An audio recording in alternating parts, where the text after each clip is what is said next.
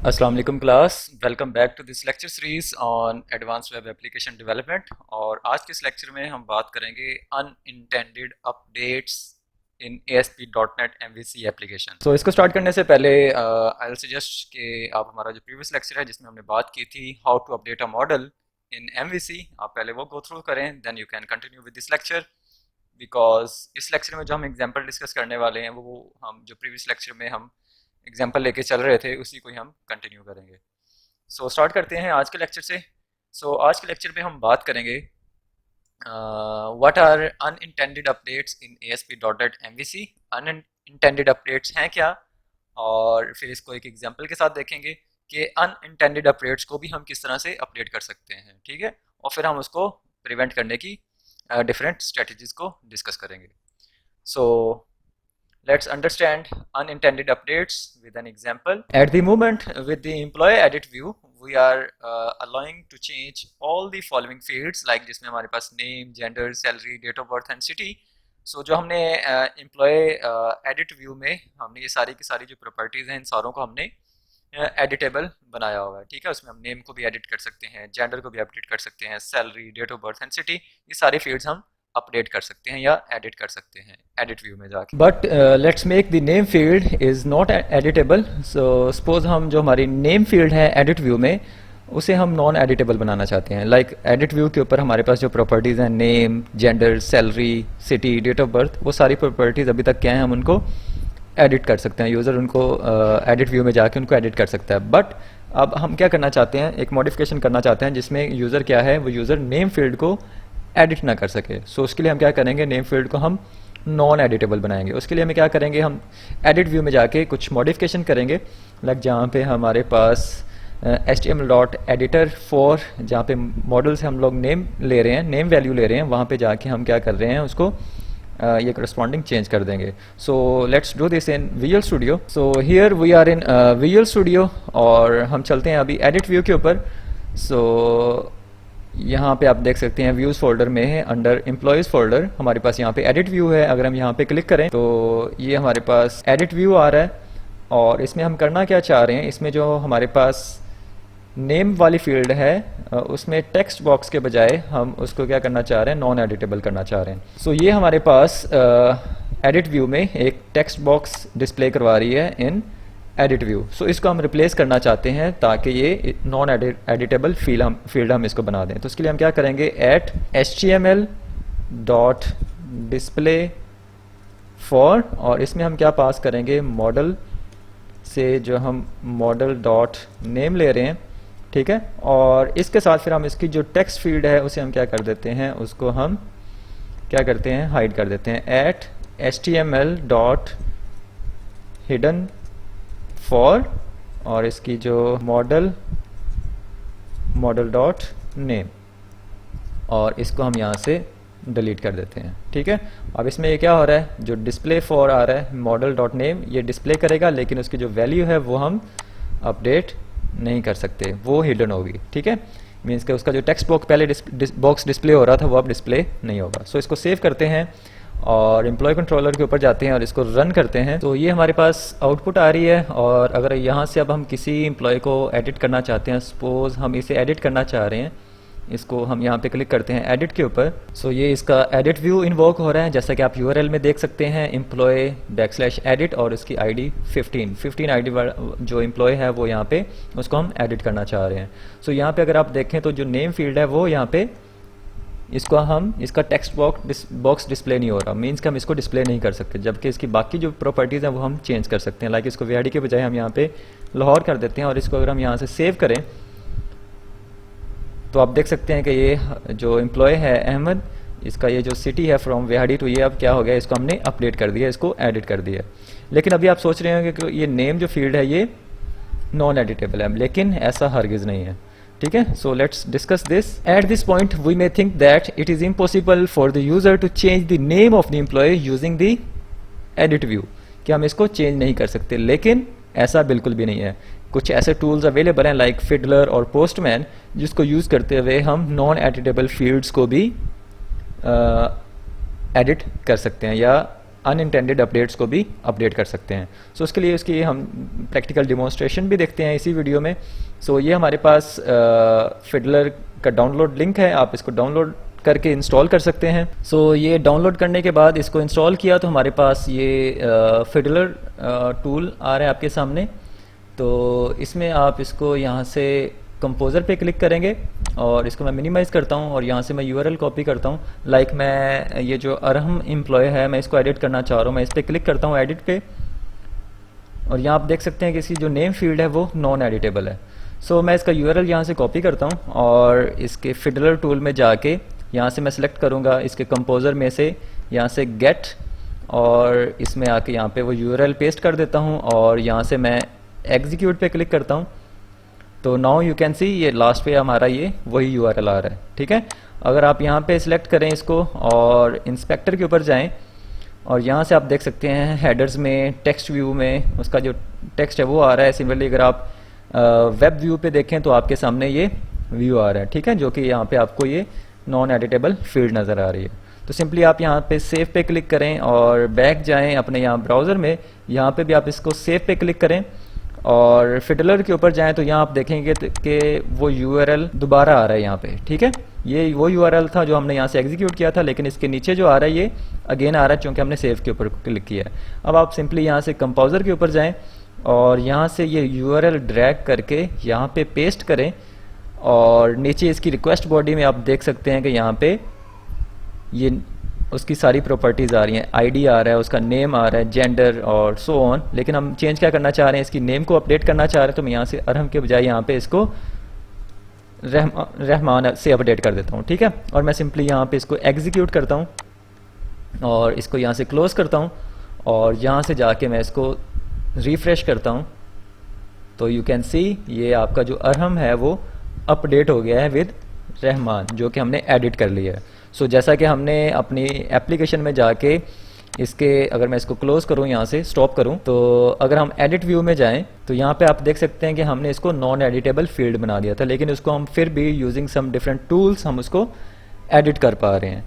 So now the question is how to prevent unintended updates in ASP.NET MVC. So let's do this. उसके लिए अभी हमें क्या करना पड़ेगा, उसके लिए हमारे पास जो एम्प्लॉय कंट्रोलर पे जाते हैं। सो अब हमें यहाँ पे क्या करना है, उसके करस्पॉन्डिंग हमारे पास जो ये एडिट एक्शन मेथड है इसमें मॉडिफिकेशन करनी है। सो उसके लिए हम क्या काम करते हैं, इसको मॉडिफाई करते हैं ताकि हमारी जो अनइंटेंडेड अपडेट्स हैं उनको प्रिवेंट किया जा सके, ताकि उसको यूजिंग टूल्स, डिफरेंट टूल्स भी हम उसको अपडेट ना कर सकें, उसको रिस्ट्रिक्ट किया जा सके। सो इसके लिए क्या करते हैं, हम इसको अपडेट करते हैं। इसमें हम चूँकि सिंपल एक एम्प्लॉय आईडी लेना चाह रहे हैं, ताकि सिंपली एक एम्प्लॉय को एडिट करना चाह रहे हैं, तो हम सिर्फ इसमें क्या पास करते हैं, इंट आईडी कहते हैं। सो जैसे ही हमने यहाँ पे इंटीजर आईडी पास की तो ये एरर आ रहा है यहाँ पे, चूँकि एज इट इज़ हमारे पास यहाँ पे एक ऑलरेडी एडिट एक्शन मेथड है जिसको हम एक पैरामीटर पास कर रहे हैं। तो इसके लिए हम इसको यहाँ पे सिंपली क्या काम करते हैं, इसको हम एक्शन नेम दे देते हैं, एक्शन नेम, और इसको हम पास कर देते हैं एडिट, और इस सेक्शन मेथड को भी हम नेम प्रोवाइड कर देते हैं एडिट, और इसको हम कह देते हैं गेट, एक्शन नेम गेट, और इसको हम कह देते हैं पोस्ट। ठीक है, सो एक्चुअली यहाँ पे पेरेंथेसिस आनी है, ओके यहाँ पे भी। सो अब इसके बाद हमने फंक्शन ओवरलोड कर लिया एडिट पोस्ट, और उसको एक्शन नेम हमने रख दिया है एडिट, और जबकि एक्शन मेथड नेम इसके पास यहाँ पे एडिट पोस्ट है और ये एडिट गेट है। ठीक है, दोनों जो मेथड्स हैं ये ID as a input parameter ले रहे हैं। सो अब इसके बाद हमने इसमें क्या अपडेट करना है, मैं इस सारे को कोड जो इसके अंदर पड़ा हुआ है मैं इसको डिलीट करता हूँ, और इसमें हम सबसे पहले जो हमारे पास एम्प्लॉय बिजनेस लेयर है उसका ऑब्जेक्ट क्रिएट करते हैं, एम्प्लॉय बिजनेस लेयर, और is equal to new employ business layer, और इसके बाद हमारे पास जो मॉडल है एम्प्लॉय या employee.cs उसका ऑब्जेक्ट क्रिएट करते हैं एम्प्लॉय, इसको नाम दे देते हैं employee is equal to new employee. So ये हमने सिंपली इसका ऑब्जेक्ट क्रिएट किया, और इस सब्जेक्ट में हम क्या पास कर देते हैं, सपोज इस सब्जेक्ट में हम जो हमारे पास जो एम्प्लॉयज़ का डाटा है वो रिट्रीव करना चाह रहे हैं फ्रॉम दी डेटाबेस। सो इसके लिए हम क्या यूज़ करेंगे, एम्प्लॉय बिजनेस लेयर का जो हमारे पास मेथड है dot get all employs, employ business layer इस क्लास का, इस मॉडल का हम मेथड यूज़ कर रहे हैं एम्प्लॉय गेट ऑल एम्प्लॉयज़, और कौन से हमने एम्प्लॉयज़ गेट करने हैं, वो हम एक सिंगल एम्प्लॉय गेट करना चाह रहे हैं। वो एम्प्लॉय हम किस बेसिस पे गेट करना चाह रहे हैं, वो हम गेट करना चाह रहे हैं उसकी आईडी की बेसिस, जो हम इसको आईडी पास कर रहे हैं। ठीक है, ओके यहाँ तक क्या हो रहा है, हम सिंपली क्या काम कर रहे हैं, एम्प्लॉय बिजनेस लेयर का ऑब्जेक्ट क्रिएट कर रहे हैं और एम्प्लॉय जो मॉडल है उसका ऑब्जेक्ट क्रिएट कर रहे हैं, और एम्प्लॉय ऑब्जेक्ट में हम क्या पास कर रहे हैं, एम्प्लॉय बिजनेस लेयर के थ्रू उसका जो मेथड है गेट ऑल एम्प्लॉयज़, उसमें से हम डाटा रिट्रीव कर रहे हैं उस एम्प्लॉय का जिसकी आईडी हम पास कर रहे हैं एडिट मेथड को। ठीक है, अब इसके बाद हमने क्या काम करना है, अपडेट मॉडल के थ्रू हम इसको एम्प्लॉय पास कर रहे हैं और ऑब्जेक्ट पास कर रहे हैं, और इसके साथ हम इसे एक स्ट्रिंग दे रहे हैं, न्यू स्ट्रिंग, और जिसमें हम क्या पास करेंगे, इसको सिर्फ वही प्रॉपर्टीज़ या फील्ड्स देंगे जिसको हम एडिटेबल रखना चाह रहे हैं। सपोज हम इसे आईडी को एडिटेबल रखना चाह रहे हैं, इसके साथ हम जो जेंडर है उसको एडिटेबल रखना चाह रहे हैं, एंड सिमिलरली जो सिटी इंफॉर्मेशन है वो भी एडिटेबल है, इसके साथ डेट ऑफ बर्थ भी एडिटेबल रहे, और and the last one city, ये भी क्या हो, एडिटेबल हो। ठीक है, सो हमने यहाँ पे सिर्फ वही प्रॉपर्टीज स्पेसिफाई कर दी हैं जो कि एम्प्लॉय ऑब्जेक्ट की, सिर्फ यहाँ पे जो स्ट्रिंग हमने स्पेसिफाई, स्ट्रिंग के अंदर जो प्रॉपर्टीज स्पेसिफाई की हैं, अपडेट फंक्शन एम्प्लॉय ऑब्जेक्ट की सिर्फ इन्हीं प्रॉपर्टीज को ही अलाउ करेगा एडिट करने के लिए, जबकि यहाँ पे अगर आप देखें तो हमने नेम प्रॉपर्टी स्पेसिफाई नहीं की।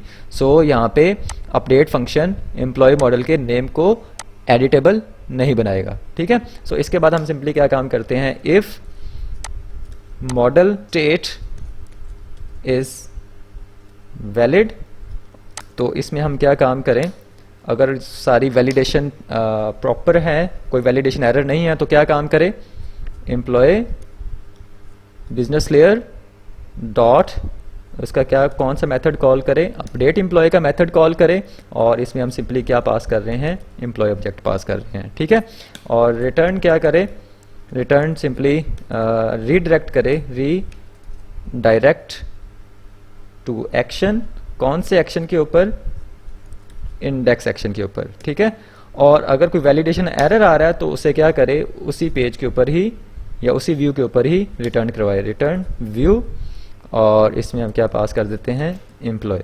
सो दैट्स इट, ये एक चेंजिंग सी जो हमें करनी थी इसमें हमने, अब अगर हम इसको रिकॉल करें तो हम यहाँ पे क्या काम कर रहे हैं, सबसे पहले हम एडिट एक्शन मेथड में इंटीजर आईडी पास किया ताकि जो आईडी आए उस एम्प्लॉय को सिर्फ अपडेट करे, लेकिन तब हमें क्या मसला हुआ कि यहाँ पे हमारे पास एडिट एक्शन मेथड था, उसको भी हम इंटीजर पास कर रहे थे, उसके अकॉर्डिंग फिर हमने दोनों को एक्शन नेम एडिट असाइन किया, और इनका जो एक्शन मेथड नेम है वो हमने यहाँ से चेंज कर दिया, edit post and edit get, और इसके बाद हमने सिंपली यहाँ पे एम्प्लॉय बिजनेस लेयर का ऑब्जेक्ट क्रिएट किया और एम्प्लॉय मॉडल का ऑब्जेक्ट क्रिएट किया। इसके बाद एम्प्लॉय ऑब्जेक्ट में हम जो एम्प्लॉय बिजनेस लेयर का जो गेट ऑल एम्प्लॉयज़ मेथड है उसके थ्रू हम सिंपली उस एम्प्लॉय को रिटर्न करवा रहे हैं डेटाबेस से जिसको हम अपडेट करना चाह रहे हैं। फिर अपडेट मॉडल फंक्शन के थ्रू हम एम्प्लॉय ऑब्जेक्ट की सिर्फ इन्हीं प्रॉपर्टीज़ को ही अपडेट करना चाह रहे हैं या एडिटेबल बनाना चाह रहे हैं। ठीक है, वो हमने यहाँ पे स्पेसिफाई कर दी, और यहाँ पे हमने नेम इंक्लूड नहीं किया चूँकि हम उसे नॉन एडिटेबल रखना चाह रहे हैं। इसके बाद हम सिंपली चेक कर रहे हैं मॉडल स्टेट, अगर वो डाटा वैलिड इंटर करे तो उसका डाटा अपडेट करे एम्प्लॉय मॉडल का using employ business layer dot update employ, ये जो मेथड हमने क्रिएट किया हुआ है, और उसके बाद रीडायरेक्ट करे उसे इंडेक्स व्यू के ऊपर, और अगर कोई वैलिडेशन एरर्स आ रहे हैं तो उसे वो फिर उसे उसी पेज के ऊपर ही रखे।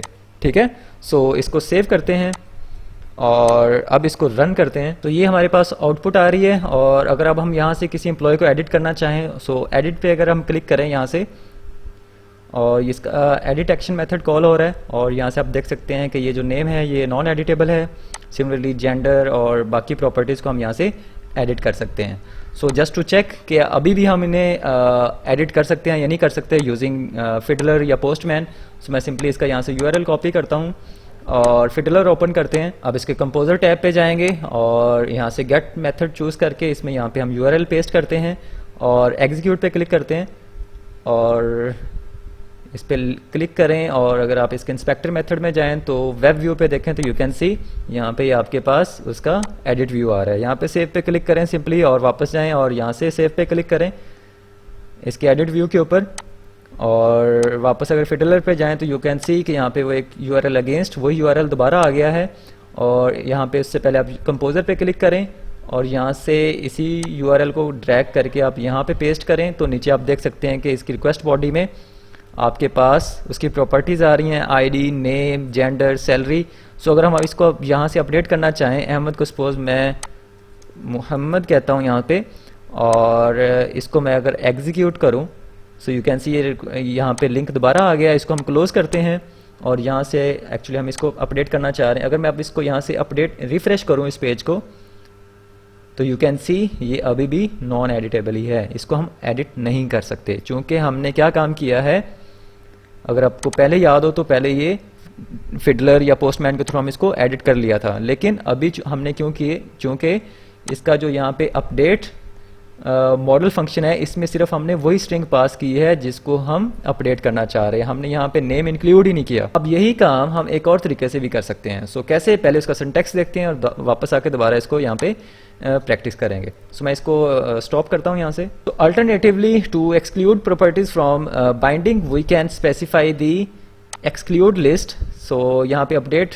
मॉडल का जो हमारे पास ये ओवरराइटेड वर्जन है उसमें हमारे पास पहले हम ऑब्जेक्ट का नाम देते हैं जिसे हम एम्प्लॉय देते आ रहे हैं, सिमिलरली स्ट्रिंग प्रीफिक्स, उसके बाद स्ट्रिंग के साथ हम इंक्लूड प्रॉपर्टीज़ ऐड करते हैं और इंक्लूड प्रॉपर्टीज़ ऐड करते हैं और फिर स्ट्रिंग के साथ एक्सक्लूड प्रॉपर्टीज़। सो अगर स्ट्रिंग प्रीफिक्स आप नहीं देना चाह रहे, आप नल करेंगे, स्ट्रिंग इंक्लूड प्रॉपर्टीज़ नहीं देना चाह रहे तो आप इसके लिए भी नल देंगे।